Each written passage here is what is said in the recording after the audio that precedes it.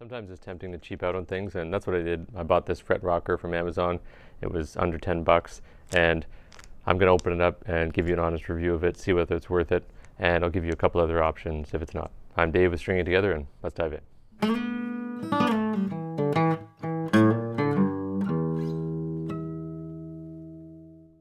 So here it is here, and I can't actually pronounce the name of this brand, but I'll put a link to this brand in the description. Let's open it up here.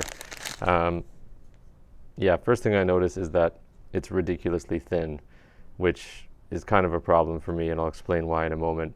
I partially bought it because I'm doing a course which I'm gathering cheap materials or trying to get people the best price on materials, so I thought I'd better buy a cheap one and try it out. You can see details of that in the description. The other thing is with the string height gauge, I kind of wanted to replace my old card that I've been using for years. It's getting pretty worn out. So I guess that is one thing that I can use this for. But the only problem with that is this line is pretty thick here, and I don't know whether it's 0.03 to the top of the line or the bottom of the line. So I'm going to have to go through with my calipers and figure that out, because that's a pretty big difference between the top and the bottom. Not a huge deal, but it requires work, and therefore making this even less worth it. So aside from being really thin, let's check to see if it's actually straight. So without using a light, it does actually look pretty straight. I also want to talk about something that I haven't actually heard anyone else talk about, and it more has to do with the feel of a fret rocker. So obviously the purpose of the fret rocker is to listen for a rock, and I mean this will do the job, but there's something beyond your ears, and it's actually the feel of when something is perfectly flat. So if you've ever tried to make something perfectly flat, then you might know what I'm talking about.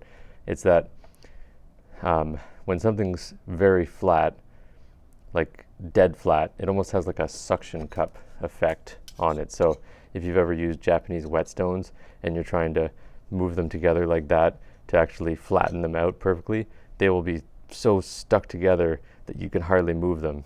So I sort of use that when I'm doing my fret leveling, because yeah, you can listen for it to rock, but there's a feel of when it's perfectly flat. I mean, if you want to test it out, try just moving it back and forth. Like, it's so flat that it's not rocking, but now try just wiggling it back and forth, and you might feel that there's not as much friction as you want in a certain spot. It's very microscopic, but it does make a difference. So obviously with this kind of thing, that's just not possible. It will show you the rock, but it's rounded. So I would never use this as a fret rocker. But this option here is also pretty cheap, and I'm going to put a link to that one in the description. This one's from Solo Guitars. So yeah, I'll link to that. And then I'm also going to put a link to one that you can get in the States for fairly cheap that has some good reviews. I don't have personal experience with it. It's called the Vencetmat. Maybe someone could put some reviews up there for me, or let me know if they have any experience with it.